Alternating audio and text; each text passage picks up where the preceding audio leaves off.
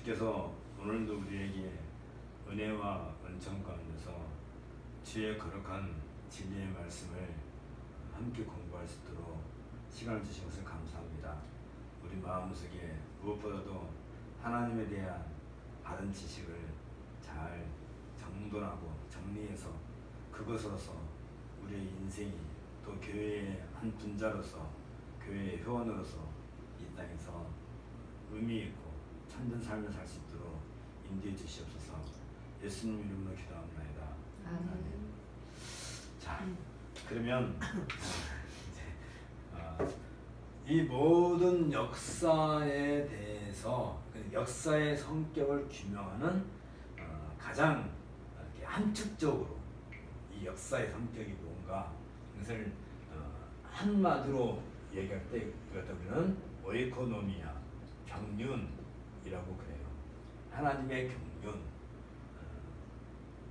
이 하나님의 경륜이라는 것은 하나님께서 역사를 어떻게 이끌고 가시겠다 하는 큰 하나님 같은 큰 뜻을 경륜이라고 하는데, 이 하나님의 가장 큰 뜻을 그나마 가장 잘 이렇게 정리해 놓은 것이 바울이 기록해놓은 에베소서 1장 3절에서 14절에 그 내용이 잘 담겨 있어요. 거기에 보면 성부 하나님이 찬양을 받으실 분, 성자 하나님이 찬양을 받으실 분, 또 성령 하나님이 찬양을 받으실 분에서 우리가 그를 찬미하기 위함이다 라고 하는 그 큰 뜻을 얘기하죠. 성자, 성부, 또 성자 예수님, 성령, 성부, 성자, 하나님은 어떤 그 섭리의 원인자로 나오게 되고, 예수님은 이 섭리에 따라서는 구속 하시게 되고, 성령께서는 인침이 도장 찍는다는 뜻이에요. 그러니까 이것이 어디에 나타난다고요? 역사에 나타난다. 역사는 시작이 있고 끝이 있을 때 이 하나님의 그 역사가 어떻게 구체적으로 구현되는가 할 때 우리는 그 첫 번째 그 역사의 원인으로서 주어진 것이 창세기 3장 15절이라고 했죠. 창세기 3장 15절에서 더 씨,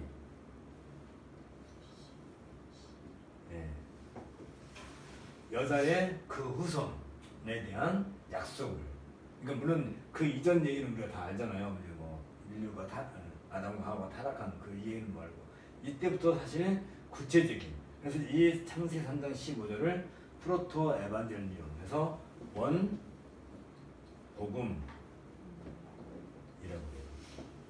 원시 복음, 시원적인 복음, 복음의 시작이라고 이렇게 얘기한단 말이죠.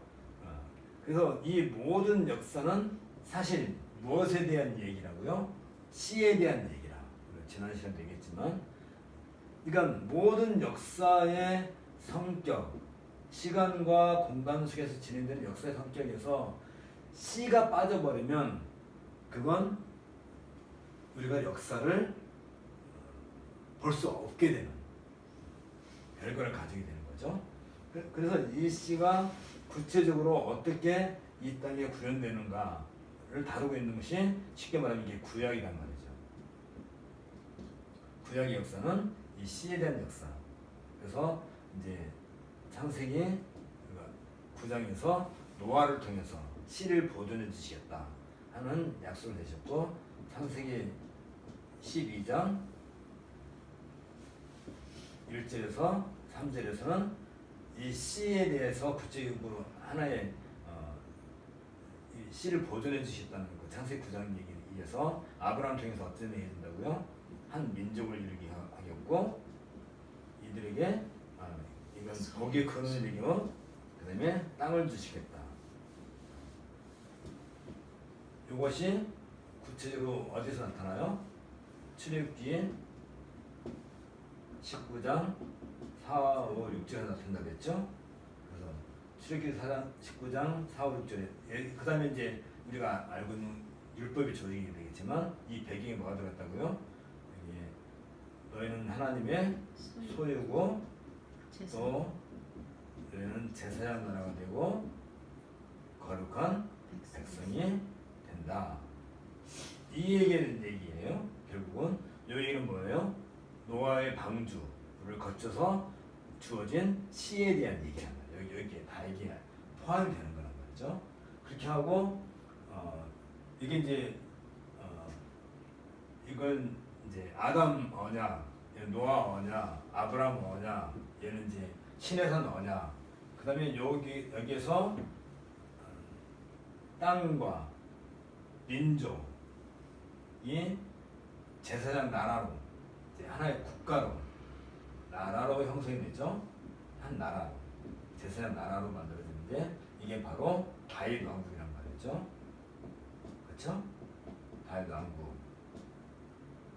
그래서 이 다윗 왕국의 어떤 큰 특성을 가리켜서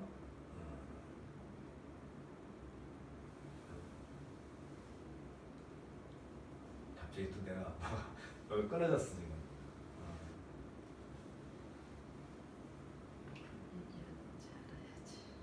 아니지.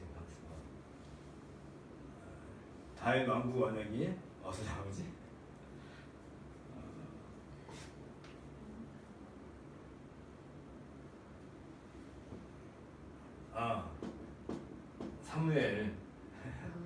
사무엘 하 7장 6절에서 10 몇 절이지? 13절인가? 잠깐. 이 근방에 나와요. 잠깐. 사무엘 하 7장에서 다윗 왕국에 대해서 얘기죠. 그래서 어떻게 한다고요? 이 시가 뭘 한다고요? 왕권을 계속 보존해 주시겠다. 그리고 하나님의 집에 대한 얘기를 하죠. 집이 뭐예요? 결국은 성전이지. 하나님의 성전을 누가 건설하시겠다?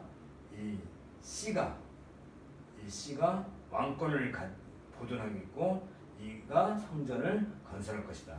그럼 씨가 곧 성전이 되는 거죠. 그러면 물론 출애굽기에서도 상막을 주시긴 했지만 어쨌든 구체적인 내용. 성전은 곧 누구를 가리켜요? 예수 그리스도의 몸과 깊은 관련이 있는 거고. 그러면 이 제사장 나라로서의 다윗 왕국이 최종적으로 어디서 결정나요? 예수 그리스도의 몸인 성전으로 성취가 됩니다. 그런데 알다시피 우리가 구약의 역사가 이 북이스라엘과 다윗 왕국의 멸망으로 끝나잖아요. 역사가 그걸 멸망이 되는데 그건 뭐예요? 눈에 보이는 가시적인 나라. 이 가시적인 나라가 아닌 영적인 나라 건설에 대한 얘기가 이제 선지서에서 얘기가 계속 되는 거죠. 그래서 뭘 얘기해요? 예레미야 31장 31절에서 33절. 그래서 이 나라가 어떤 나라가 된다고요? 신령한 나라. 다시 말하면 하나님의 말씀 누구라고요? 성자. 하나님의 말씀이 성전으로 구현됐는데 이제는 이 성전이 없어지고 교회, 이제 우리가 말하고 싶은 거죠. 이게 교회라고 하는, 교회가 곧 그리스도의 몸으로 새롭게 형성될 것에 대한 얘기가 예레미야 31장에 있는 새 언약에 대한 얘기란 말이죠. 그렇게 한다면 결국은 이 모든 경륜 역사의 큰 특성은 여기에서 이제 결정이 되겠죠. 그래서 어디서 가장 결정적으로 이게 역사 속에서 구체가 되냐면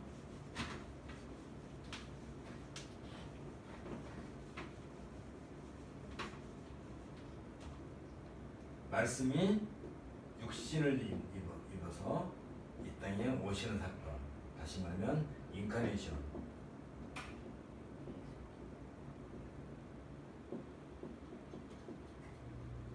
성육신. 그래서 결국은 씨가 어떻게 이 땅의 역사에 이제 구현이 되게 된 거죠. 그런데 이 분에 대한 구체적인 그 구약의 내용, 그 메시지가 결국은 메시아라는 말로 이게 총합이 되는 거죠. 구약에서 모든 메시아가. 메시아가 새 왕국을 건설할 것이다 하는 것이 구약의 이제 메시아한다면, 이 메시아가 육신을 입었다 할 때, 이 육신을 입었을 때는 누구지? 예수님의 아버지. 오벳. 어? 예수님 아버지. 다윗의 아버지 오벳. 아니, 예수님의 아버지, 육신의 아버지. 요셉. 요셉.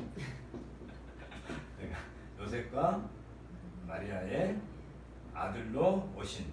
그래서 이분을 같은 경우는 뭐라고 설명한다고요? 나사렛 예수라. 그러면 이 육신을 입어서 오신 요셉과 마리아 아들로 오신 나사렛 예수가 구약에서 말하는 바로 그 메시아다. 요걸 믿는 걸 믿음이라는 거예요. 이게 믿음. 이걸 못 믿으면 패요. 그가 죄라고 한단 말이죠. 나사렛 예수가 메시아다 하는 것은 지금 우리로서는 이게 아주 뭐 아무렇지도 않게 들리는 얘기지만, 그 당대에서는 이건 무슨 경천동지할 일이란 말이죠. 아니, 목수의 아들인데 그게 무슨 메시아냐. 우리 조상들이 수천 년 동안 기다려왔던 그 메시아가 바로 저 사람이, 도저히 이건 믿을 수가 없는 거예요. 받아들일 수가 없는 거예요. 안 믿어지는 거예요. 그런데 그걸 믿을 수 있다는 것은 이건 뭐 거의.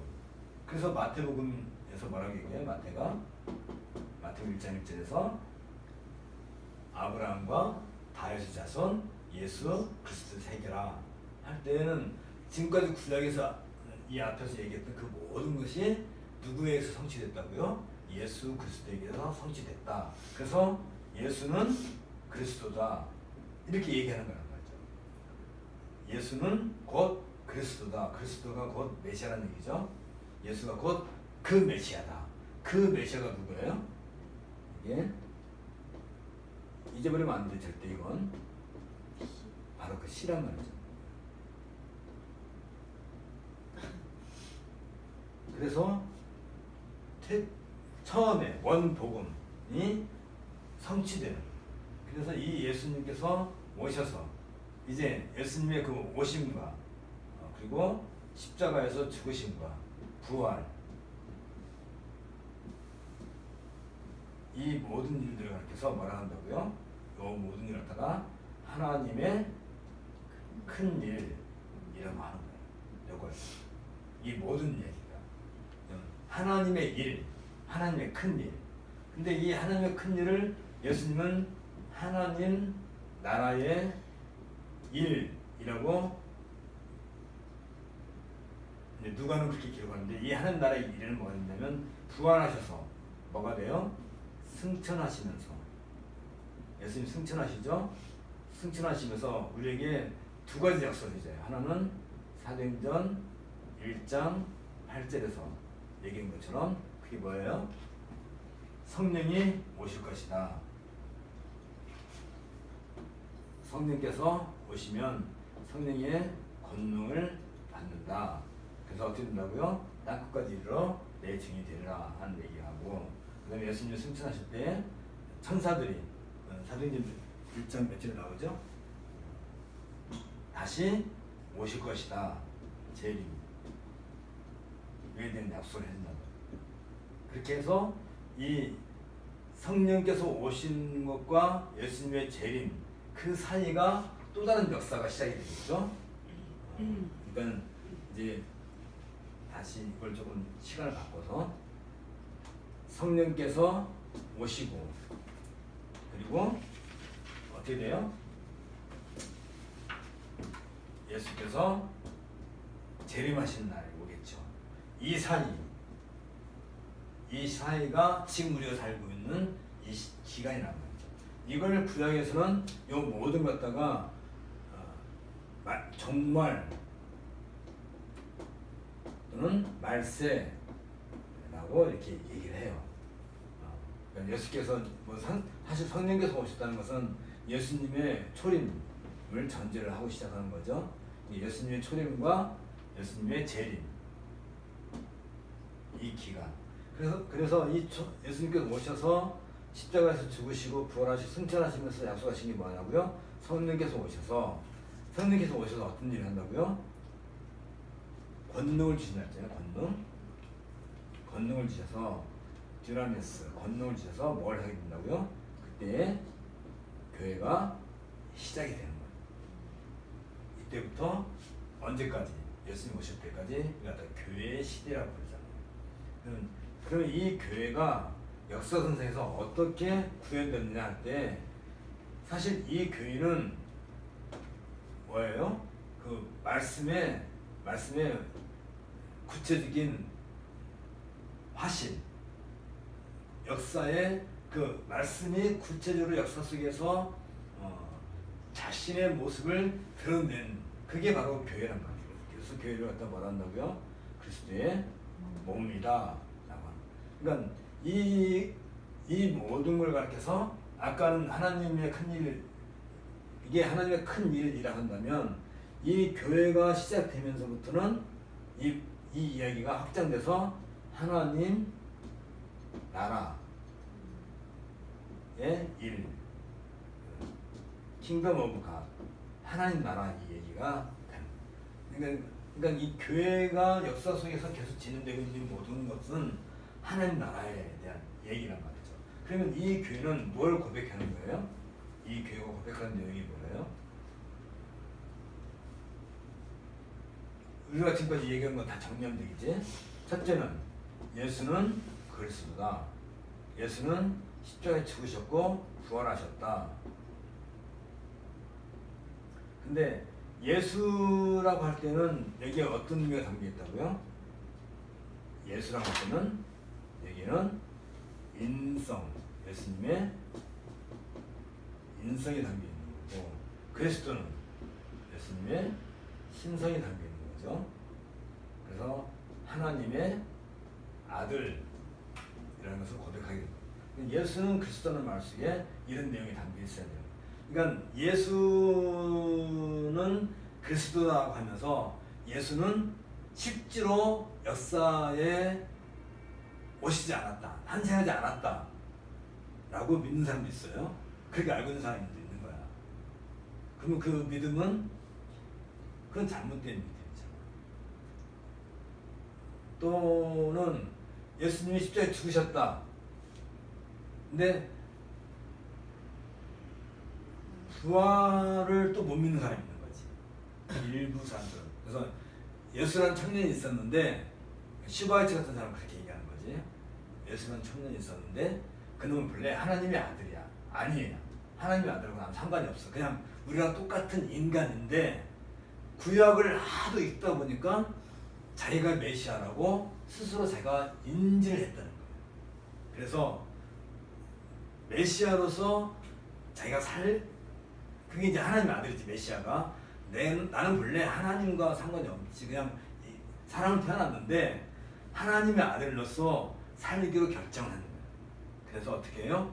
가난한 데를 찾아다니고 병든 자를 고치고 하는 그 이적을 일으켰단 말이지.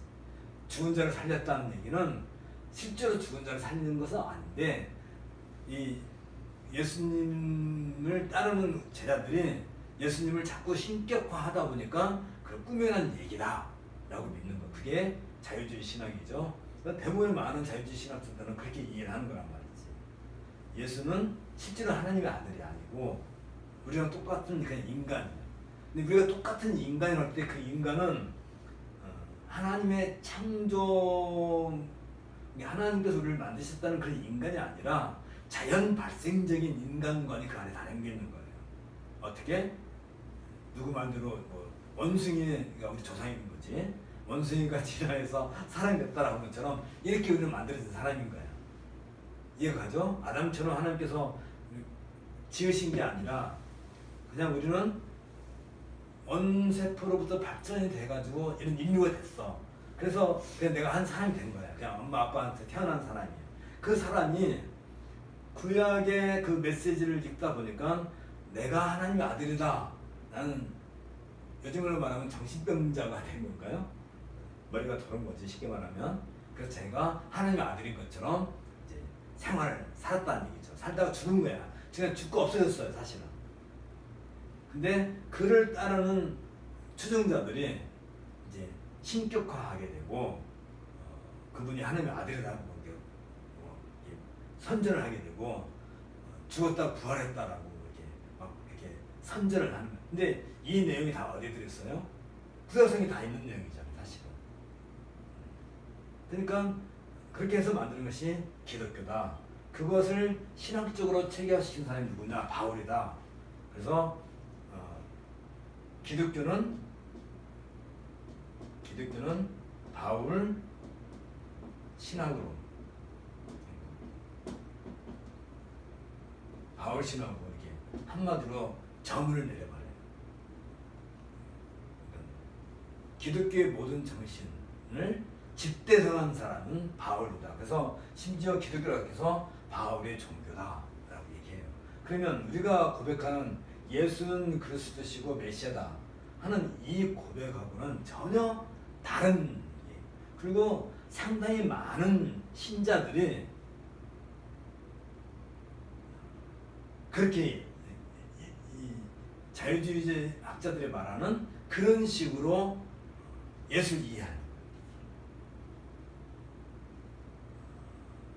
그 다음에 부활하셨고 승천하셨고 그 다음에 재림하신다. 예수님이 죽으시고 부활하시고 승천하신까지는 믿겠는데 재림을 믿을까요? 다시 오실 것을 믿나 이 말이죠. 정말로. 그럼 재림이라는 말 속에 이게 예수님께서 내가 가서 너희들이 거할 곳을 마련해 준비하시겠다고 할 때 그게 바로 새하늘과 새 땅이죠. 새 땅에 대한 약속이잖아요. 그러면 새하늘과 새 땅이 실제로 임할 거라고 우리가 믿냐 이 말이죠. 여호와 증인들은 그걸 안 믿는 거지. 그죠? 그냥 이 세상에 정말 되면 천국으로 바뀌는 거지. 낙원, 그 사람들 말하면 낙원으로 바뀌는 거지. 그래서 뭐예요? 이게 어린아이가 독사의 물에 손을 넣어도 독사가 물지 않고 사자랑 같이 해도 사자가 잡아먹지 않고 무슨 그런 걸로 얘기하는. 마른 성도 예수 그리스도에게도 마찬가지 그런 얘기 하는 거죠. 그냥 이 땅이 천국화되는 거예요. 근데 계시록에서는 어떻게 얘기해요? 이 땅의 모든 체질이 뭐예요? 진료잖아요. 진료. 우주의 모든 진료가 다 녹아져 없어지고 새로운 새 예루살렘, 새 땅이 새하늘과 새 땅이 만들어지는 거지. 그리고 우리는 거기에 끌어올림을 당하는 거잖아요. 그렇죠? 그걸 갖다 또 일부 사람들은 휴거라는 말로 그걸 또 한동안 얼마나 사람들을 미혹을 했어요. 우리는 첫째 사망이 있고, 그러니까 우리가 지금 이때 살다가 죽는 게 첫째 사망이 있고, 첫째 사망 있죠? 그러면 우리가 이제 사망하고 난 뒤에 부활하죠. 부활하고 그 다음에 어떤 일이 생겨요? 그 부흥사들이 좋아하는 백보좌 심판이 있죠. 보좌, 예수님이 보좌에 앉으셔서 심판하시는 심판이 있고, 그래서 우리는 어디로 들어가요? 이 약속 안에 있는 신자들은 영생으로 들어갑니다. 이 심판에서 떨어진 사람은 영벌로 들어가죠. 영벌. 이거 갖다가 우리는 둘째 사망이라고 그러지. 첫 번째 사망인데 그는 둘째 사망하면 이 사람이 없어져요? 죽지 않죠. 그냥 영벌, 영생 이렇게 나눠지는 그래서 이제 지옥이고 얘는 우리가 말하는 천국, 새하늘과 새 땅으로 가게 되는 겁니다. 이걸 믿냐 이 말이죠. 과연 우리가.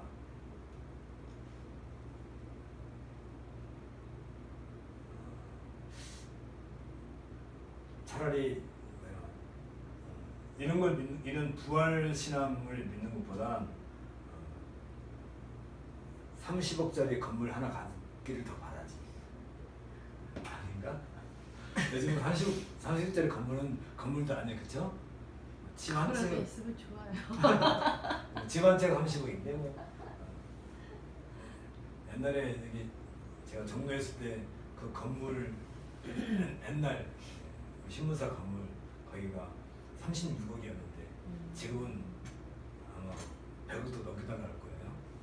그거 하나 그러면 그게 4층짜리 건물인데 월세가 얼마 많이 나오겠어요? 그러니까 차라리 그걸 하나 갖고 싶지 이 부활에 대한 이 믿음 신앙 이건 거의 안 간. 근데 이게 이 교회에 있어서 무지무지 중요한 내용이라는 거죠. 교회가 존재하는 데 있어서 제일. 그러니까 이 교회가 존재하는 것은 바로 이런 것들을 뭐하기 위해서 여기에 성령의 권능이 이때 나타난다. 성령의 권능이.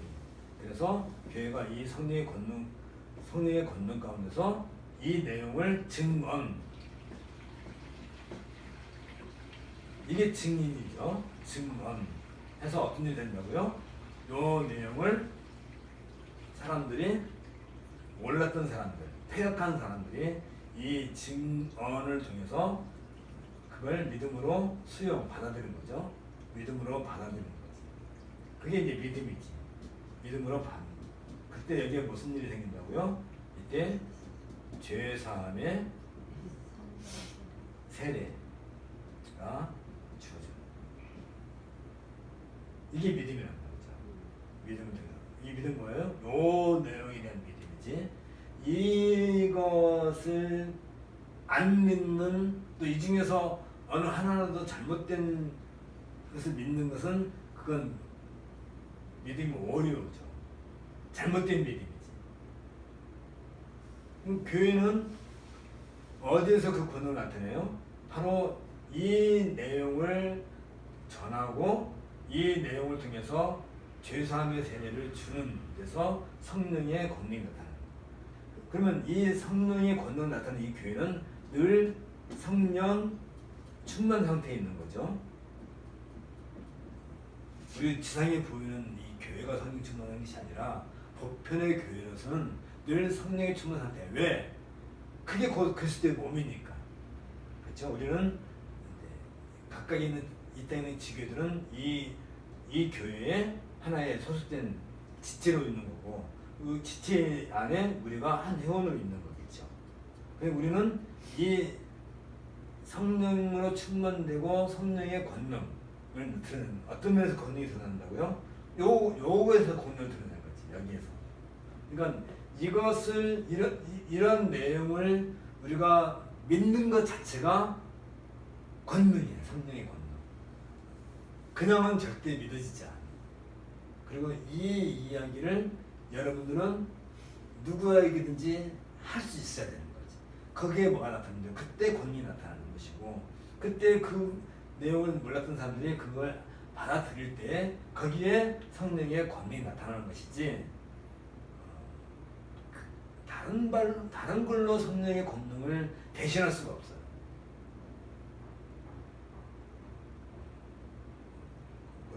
그럼 이 교회는 바로 이런 면에 있어서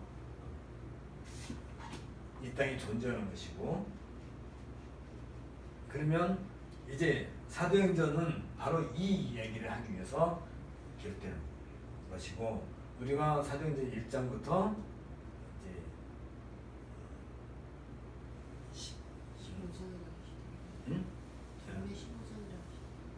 1장부터 쭉 공부하는 내용인데, 그게 12장까지 우리가 공부한 내용이 여기까지 된 얘기. 12장까지 쭉 얘기해서, 그래서 이 교회가 이제 역사선상에서 어떻게 구체적으로 확장되어서 나가는가 해서 사도행전 12장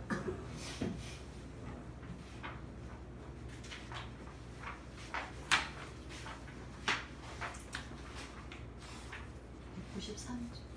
아니 12장 12장이요? 예. 193쪽. 음.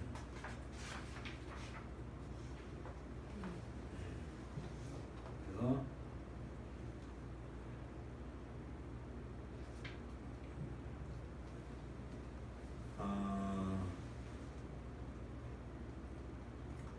사도행 12장에서 이 교회를 대적하는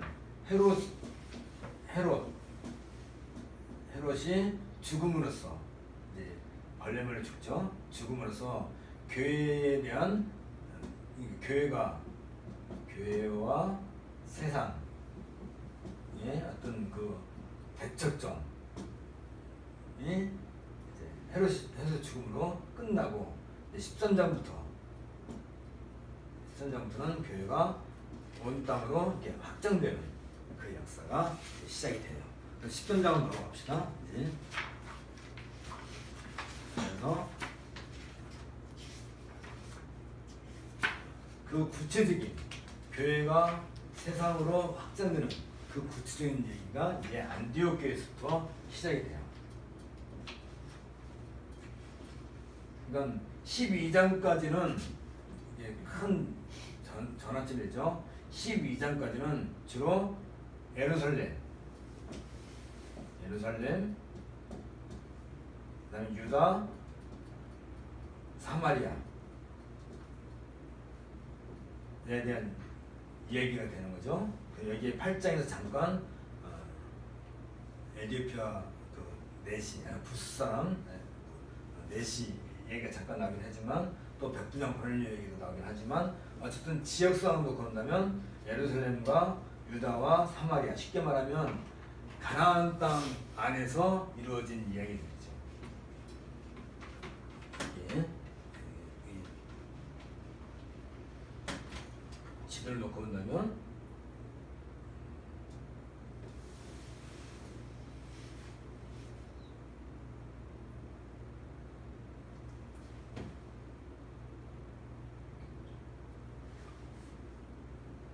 지도가 이렇게 되는데 내가 갈릴리 바다와 사해고 주로 가나안 땅에 있었던 얘기입니다. 예루살렘과 유다와 사마리아 여기까지 얘기가 주로 1장부터 12장까지 얘기한다면 13장부터는 안디옥으로 올라간다. 여기는 안디옥은 전혀 가나안과 다른 그 안디옥입니다. 그래서 그때 다소에 있는 바울이 안디옥으로 오게 되죠. 그래서 바나바가 이 안디옥에 와서 그래서 이제 이때부터 어떤 일이 생겨요? 헬라 세계에 복음이 본격적으로 전해지는 일이 생깁니다. 그리고 이 안디옥 교회에서 어떤 일이 생기냐면 바나바와 사울을 따로 분리해내서 안디옥에서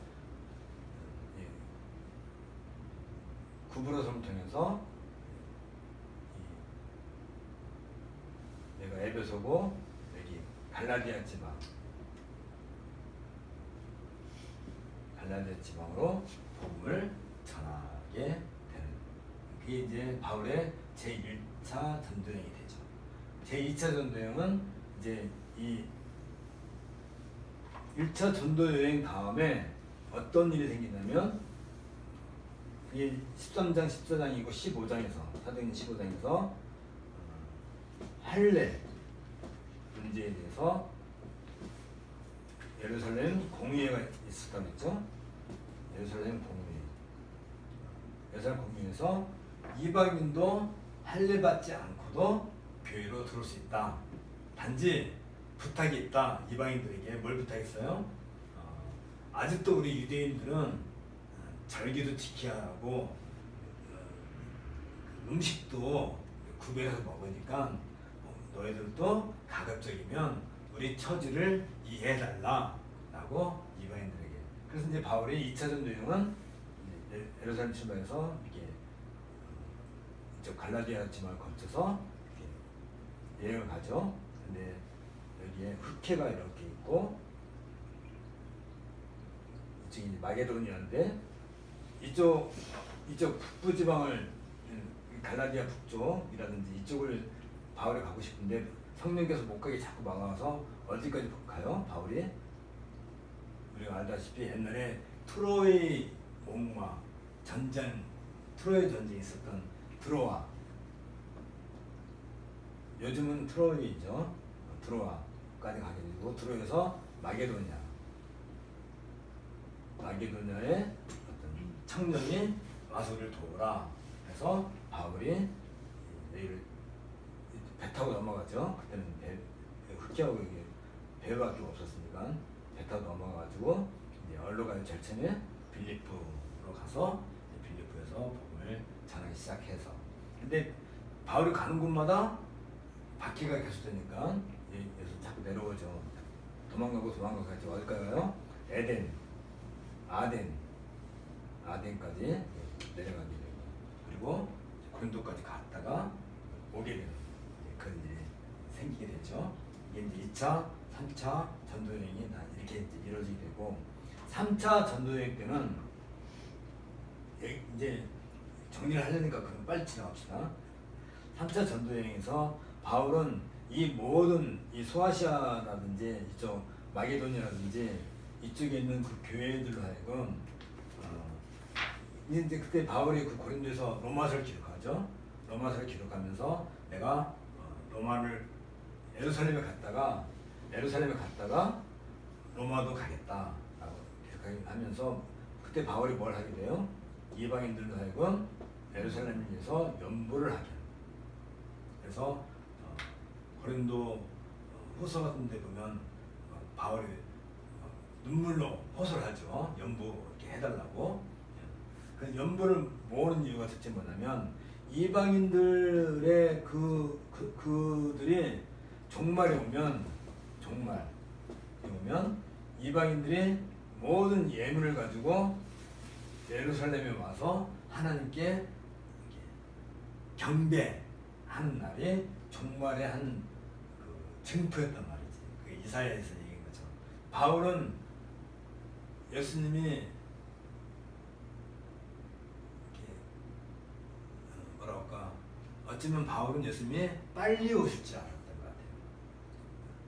그러니까 이때만 하더라도 그러니까 자기가 그 이방인들의 연보를 거두어서 예루살렘에 간 것은 말세에 모든 그 이방 민족들이 예루살렘에 와서 하나님께 경배하는 것을 상징하는 그런 걸로 염두에 두고 연보를 모았던 건데 그 말은 뭐예요? 종말에 가까울 것처럼 생각했겠죠.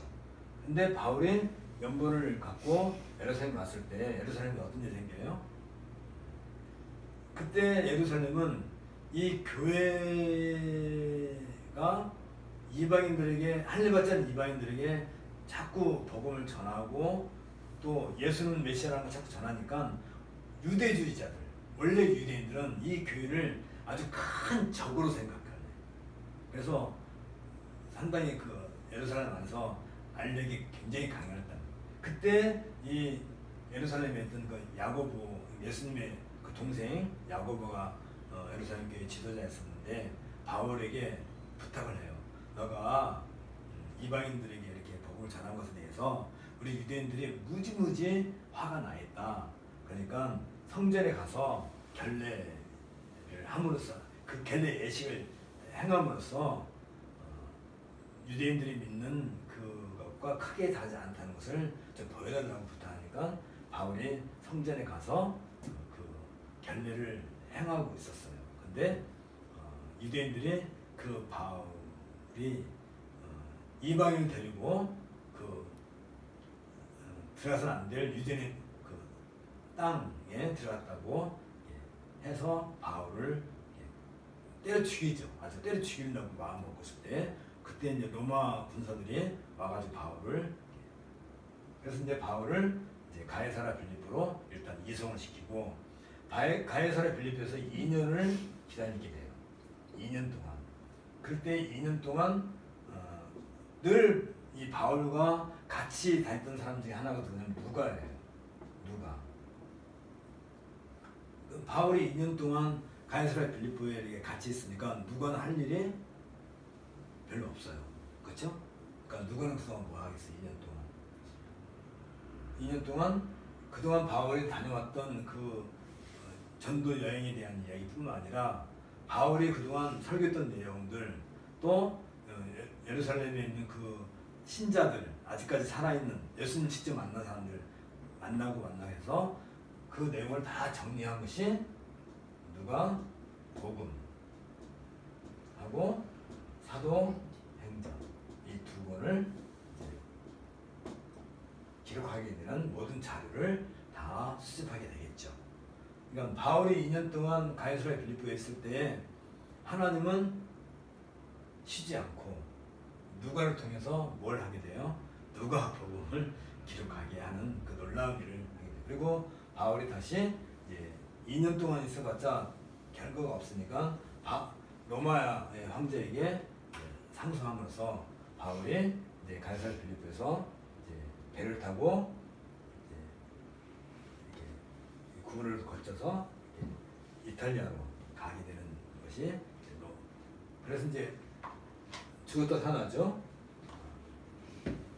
그러고 마침내 로마에 바울이 입성을 해요.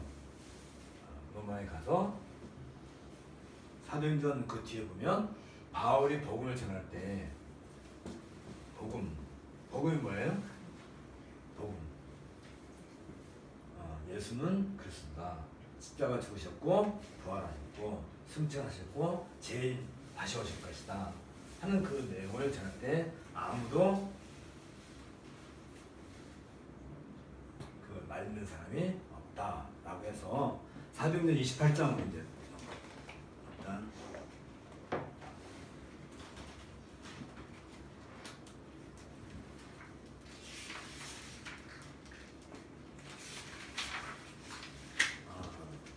394페이지.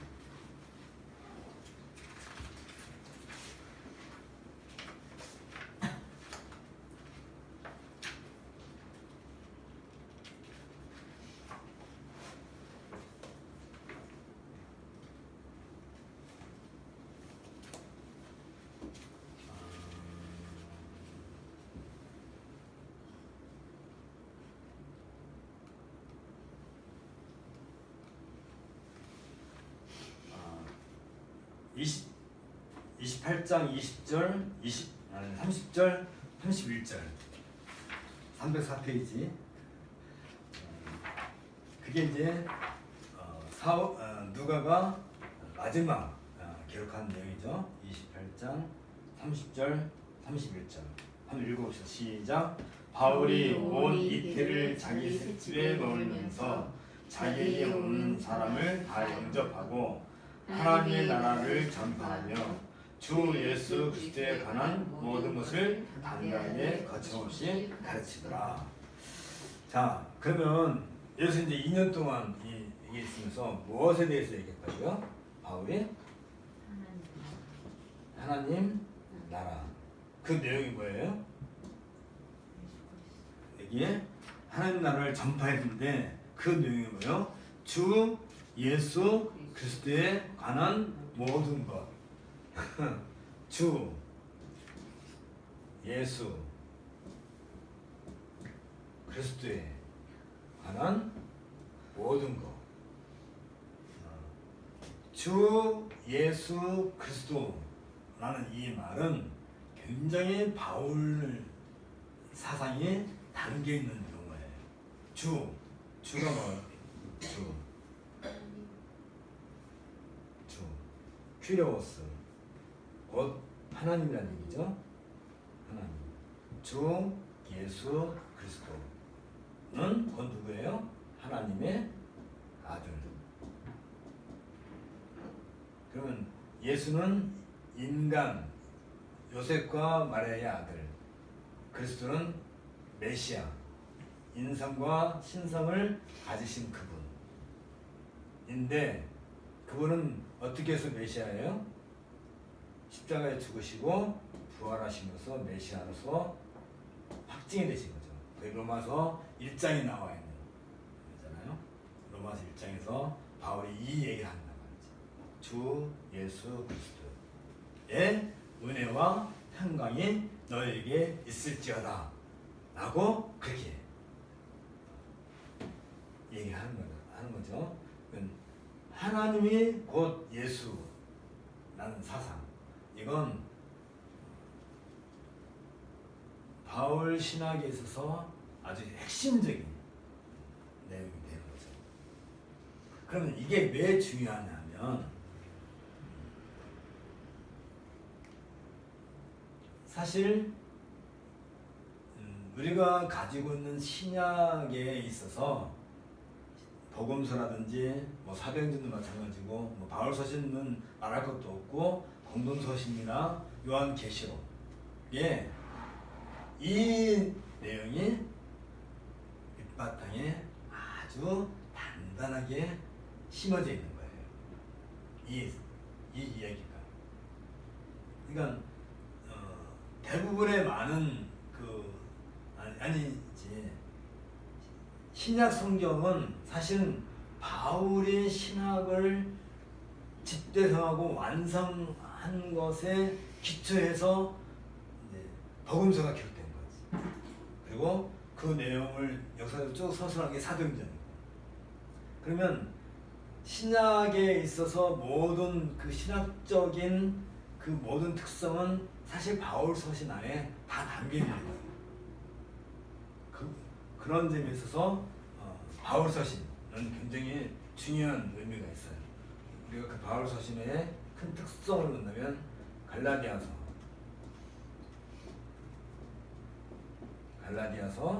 그 다음에 데살로니가 전후서, 그 다음에 고린도 전후서,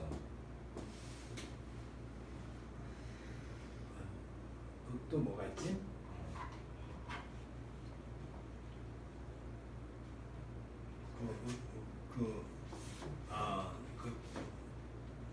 어디를 보냐면요, 17페이지.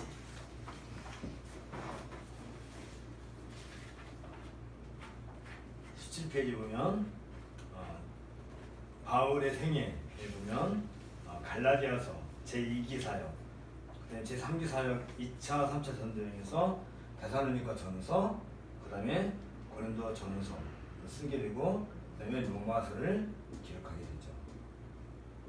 그러면 이 갈라디아에서 시작해서 데살로니가 전후서는 주로 이제 예수님의 그 부활과 관련된 부활과 재림에 대한 얘기를 다루긴 하지만, 고린도 전후서에서 이제 교회에 대한 전반적인 내용이 다루어지게 되고, 특히 연보는 뭐에 대한 얘기예요? 종말론적인 성격이 갖고 있죠. 그리고 이 모든 내용을 집대성한 것이 로마서, 신학적으로 정리한 것이 로마서가 되는 거고, 그리고 이제 바울이 로마로 이제 가게 돼서 로마에서 이제 기록한 것이 이제 옥중서신이라고 그러죠. 에베소서, 빌립보서, 빌레몬서, 골로새서.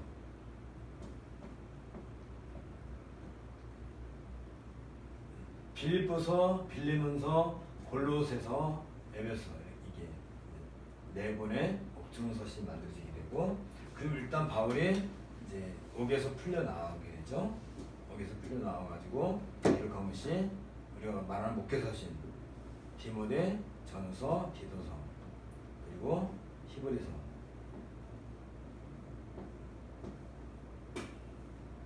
제일 마지막에 기록된 것이 디모데 후서가 되겠죠. 그래서 이런 것들이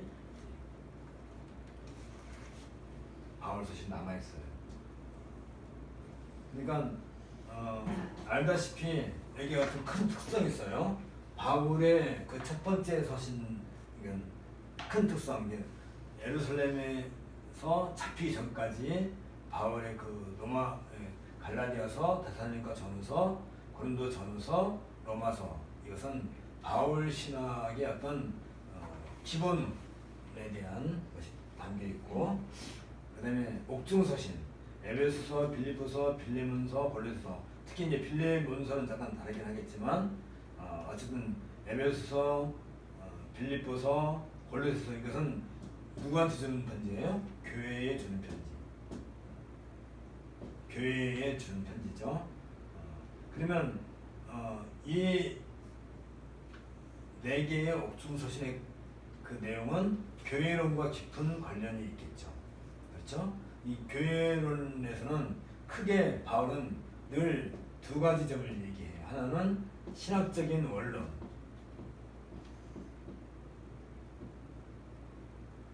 얘기하고, 그 다음에 두 번째가 이 신학적 원론에 근거한 신자의 삶에 대해서 얘기하죠. 대부분이 이런 구조로 이루어져요. 신학적인 원론, 그다음에 신자의 삶, 이런 내용들로 이루어지게 되고, 이런 내용을 기초해서 신약 신학이 형성이 되게 되고, 그다음에 우리가 알다시피 이제 목회서신, 디모데전서, 디모데후서, 이렇게 이 목회서는 주로 교회의 직분과 관련된 직분자에 대한 그런 내용을 다루고 있겠죠. 결국은 또 교회론과 깊은 연관성이 있겠죠. 어쨌든 이렇게 해서 바울의 어떤 그 신학적 체계가 우리가 정립을 할 수가 있습니다. 이런 내용, 그러니까 바울이 온 이태에 거쳐서 주 예수 그리스도에 대한 모든 것이라고 할 때는 이런 내용들이 다 포함되어 있는 거죠. 적어도 이런 내용, 적어도 말하자면 이 옥중서신까지 포함된 이런 내용들이 다 사도행전 28장 31절에서 말하고 있는, 그게 뭐라고요? 하나님 나라. 아까 이거죠, 이게 하나님 나라에 관한 이야기. 그러니까 우리가 말하는 하나님의 나라라고 할 때는 굉장히 풍부한 내용을 갖고 있는 거죠. 하나님 나라. 하나님 나라 얘기는 갈라디아서부터 적어도 내용이 어디까지 가요? 골로새서까지. 이 모든 내용이 이게 말하자면 누가가 사도행전 28장 31절을 기록할 때는 여기까지 포함되지만 결국은 어디까지 포함돼요? 목회서니까지도 다 포함돼서 이 모든 것이 다 뭐라고요? 하나님 나라의 일이라고 하는 거죠. 이 모든 것들이. 이 얘기 하나 하려고 긴 시간을 우리가 달려왔습니다. 그러니까 우리가 하나님 나라라고 할 때 그게 단순하게 내가 죽었다가 가는 그곳 정도로 생각한다는 것은 그건 굉장히 수준 낮은, 그건 불교 신자들이라 그런 생각하는 거예요. 불교 신자들은 이 땅에 대한 미련이나 연민이 없어야 되죠. 원래 불교 신자란다면 그들은 왜 살아요? 죽기 위해서 살지. 원래 불교대로 한다면. 근데 불교 신자들도 타락해가지고 낙원, 극락은 관심 없고 이 땅에 더 관심이 많이 있는 거야. 그건 어쩔 수 없지만. 근데 우리도 죽어서 갈 천국만 바라보고 산다면 그건 하나님 나라의 일이 아니란 말이죠. 하나님 나라의 일은 이렇게 방대한 내용을 갖고 있는 것이고, 이것이 주 예수 그리스도에 관한 모든 것이란 말이죠. 그래서 결론,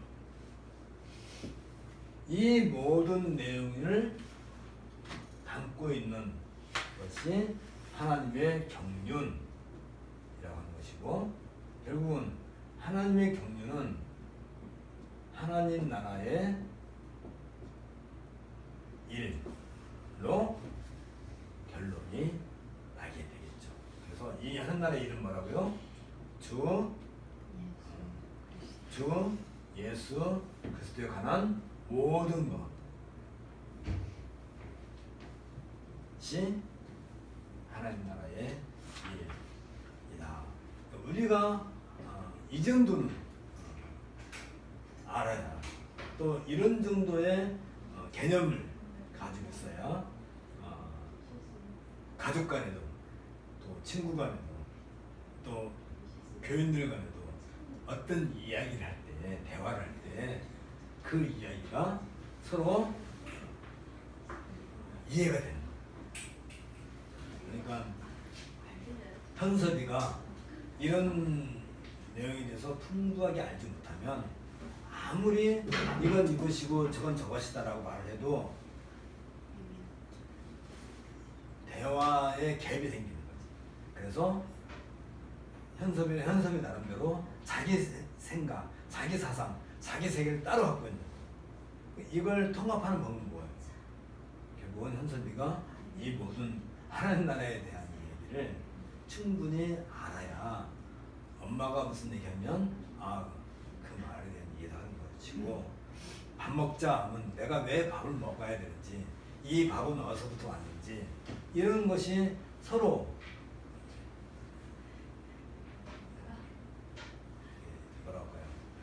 연결이 되는 거지.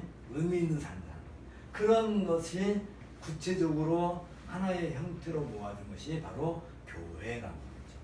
그러니까 교회는 이것 외에 다른 걸로 교회의 특성을 얘기해서는 안 돼요, 사실. 뭐 교회 살아있네, 없네, 무슨 뭐 밥을 잘 주네, 마네, 찬양대가 찬양을 잘하네, 못하네, 어느 교회 가면 무슨 은혜롭네. 그런 얘기 한다는 것은 어디에 문제가 발생하는 거예요?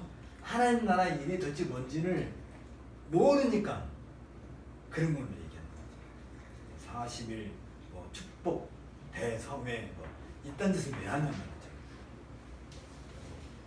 40일 새벽기도회 왜 하냐는 거죠.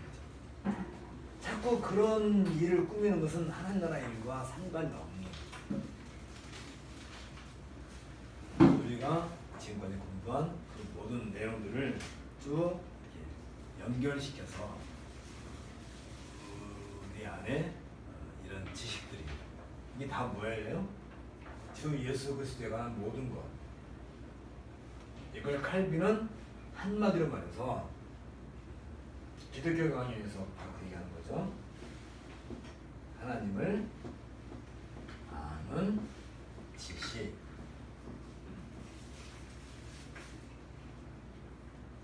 하나님을 아는 지식이 곧 주 예수 그리스도에 관한 모든 것에 대한 얘기고 그게 곧 하나님 나라의 일에 대한 얘기인 것이고 그게 하나님의 큰 경륜에 대한 이해를 하는 그러면 이 하나님에 대한 하나님 같은 큰 경륜을 이해한다는 것은 다시 우리가 이야기를 정리하면 무엇에 대한 얘기를 하는 거예요? 하나님의 경륜은 어디서 나타난다고요? 역사에 대해서. 역사가 텍스트란 말이죠.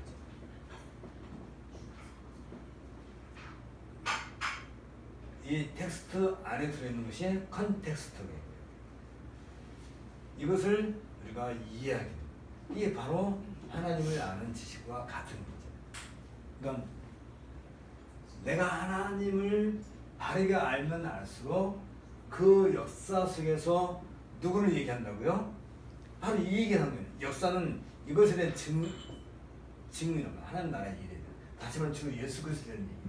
그래서 역사를 우리가 제대로 이해한다는 것은 역사는 뭐라고요? 시간과 공간의 현장이잖아요. 역사는. 이것을 제대로 이해하게 돼요. 그럼으로써 우리가 뭘 알게 돼요? 내가 왜 지금 이 자리에 있는지, 내가 왜 지금 이 교회의 회원이 되었는지, 우리 교회가 왜 이때 이 장소에 있는지, 왜 제주도도 아니고 뉴욕도 아니고 서울에 있는지, 왜 강북에 있는지, 강남에 있는지 내가 왜 이 교회에 소속되어 있는지 이 모든 것들이 다 이해되는 키란 말이죠. 이 모든 것들이 하나의 열쇠가 되는 거죠. 그래서 결국은 무엇에 대한 이해를 하는 거예요? 창세기 1장 1절을 이해하게 되는 거죠. 태초에 하나님이 천지를 창조하시니라. 그러니까 창세기 아니 신구약 성경 통째로 신구약 성경을 통째로 요약하면 창세기 1장 1절이에요. 그렇죠? 하나님이 태초에 천지를 창조하시니라 하면 창조하신 이유가 있을 거라는 거죠. 목적이 있을 거라는 거죠. 그리고 어떻게 창조하셨고 어떻게 그걸 구해내실 것인가. 말씀을 진료로 바꾸어서 뭔가 구상화시킬 때 하나님의 어떤 에너지, 능력 이 어떻게 구체화되는가 하는 그 모든 결정체가 바로 우리 현재 우리 모든 역사가 흘러온 최종 지금 역사가 쭉 흘러와가지고 좀 여기가 현재란 말이야. 현재 지금 오늘 이 시간 여기 누가 했어요? 바로 우리가 했던 거예요. 우리는 누구예요? 창세기 1장 1절에 증인인 거지. 결정체인 거지. 우리 자체가. 그런데 우리는 이런 것과 아무 상관없이 그 안에 담겨있는 게 뭐예요? 여러분 이것이잖아요. 이 역사 안에 쭉 담겨있는 것이 이거예요. 이 모든 것이 최종 결정체가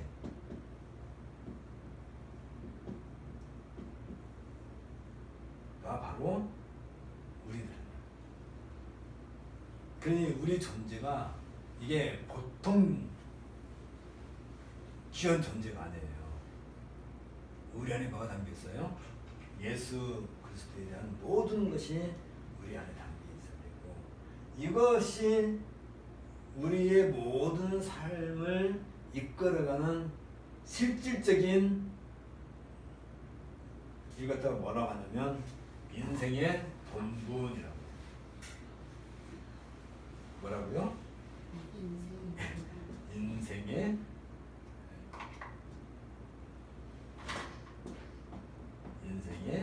본분. 본분이 존재하는 그 자체. 그러니까 인생이 존재하는 그 자체, 이유, 목적. 이 뭐라고요? 이 모든 역사의 최종 결정체로서 우리가 하나님을 아는 지식으로 존재하는 그 자체가 인생 그 자체라는 거죠. 그래서 전도서에서 뭐라고 그래요? 인생의 본분은 뭐라고요? 청년아, 너가 젊었을 때부터 여호와를 바르게 알라. 그게 전도서에서 하는 얘기잖아요. 여호와를 경외하는 것이 인생의 본분이라.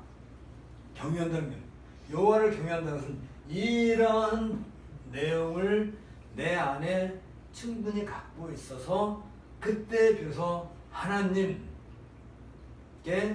경배할 때 그게 참된 경배가 되고 여호와를 경외하는 것이. 이런 지식에 있어서 하자가 있고 잘못되어 있는데 내가 하나님을 100번 경배한다고 한들 그건 10중에 8구는 거짓 경배예요. 가식적인 거죠. 매주 하나님께 예배한다 하면서 내가 만들어 놓은 가짜 하나님, 그게 제1계명이잖아요. 그렇죠? 내가 만들어 놓은 가짜 하나님을 예배하고 있단 말이죠. 경배하고 있단 말이죠. 그건 패역한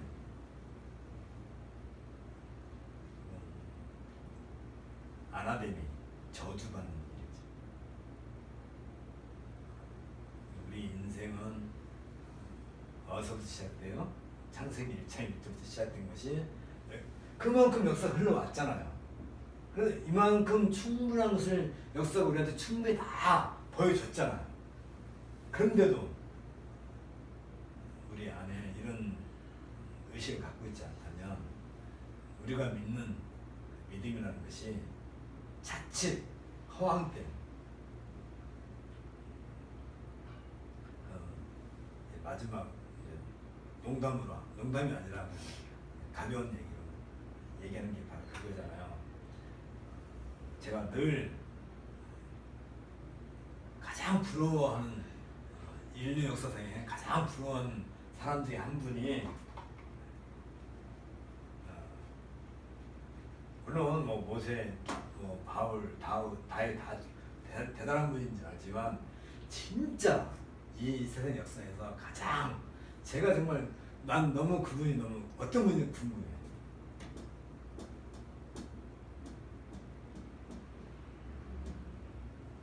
아세요? 거지 나라로 부자의 집 앞에서 평생 거지로 아무것도 뭐 이렇게 바란 것도 없고 아무것도 무슨 뭐 그냥 평생 거지로 어떻게 살았을까? 그 안에 뭐가 있어요? 이 거지 나사로 안에 뭐가 담겨 있었어요? 바로 이 얘기 담겨 있어요.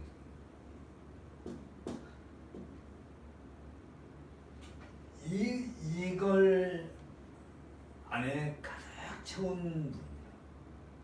이분이 남들이 볼 때는 그렇게 밖에 안 봤겠죠. 무식하게 보였을 것이고 불안하게 보였을 거고 진짜 힘없고 그 부잣집에 대문 들어가는데 그 있으면 뭐랄까요 눈을 흘리고 가겠죠. 왜 네가 여기 있느냐 이거죠. 네 가진 게 뭔데 여기 있냐고. 때로는 앞을 길을 막으면 빗길하고 막그 들락달락 하는 건데 얼마나 그랬을 거예요. 근데도 불구하고 그런 모습들을 뭐랄까요 관조하듯이 그 부잣집을 들락달락 하는 사람들 그 얼마나 그 사람들이 뭐 다급한 일이 많았겠어요. 부자한테 뭐 부탁할 일도 있을 거고 돈 빌리는 사람도 있을 거고 사업자 만나야 될 사람도 있을 거고 막 얼마나 분주하게 왔다 갔다 하는 사람들을 거지 나사로는 하염없이 그냥 앉아서 그 광경을 지켜보는 대단한 분이죠. 근데 어느새 우리가 그 부잣집 대문을 들락날락 하는 사람처럼 우리가 살고 있단다면 그렇죠? 우리도 모르는 사이에 그러고 다니고 있는 거죠. 분주해요. 어떤 그 뭐 계약을 해야 된다든지 무슨 뭐 어떤 사업의 목적을 추구한다든지 아니면 뭔가를 하기 위해서 막 그 누구를 만나야 되고 뭐 약속을 정해놨으니까 빨리 만나야 돼.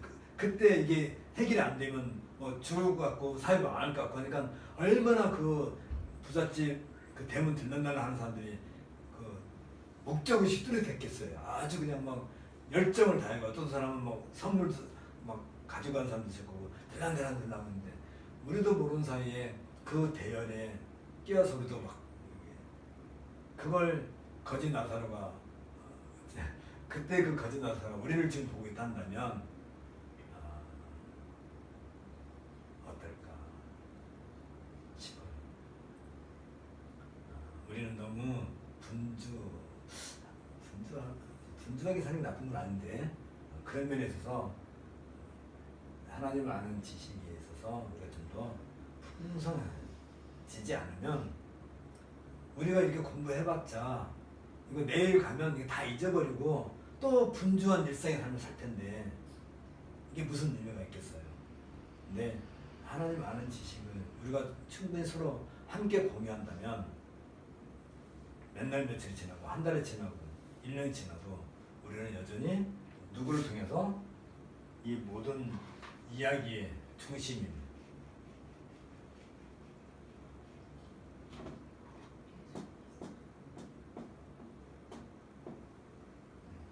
우리가 다 각자가 이분을 통해서 A, B, C, D, E 그래서 이 사람과 이 사람과 이 사람이 서로 하나가 된 것은 로고스와 연결되어 있기 때문에 하나 이게 한 교회가 돼요.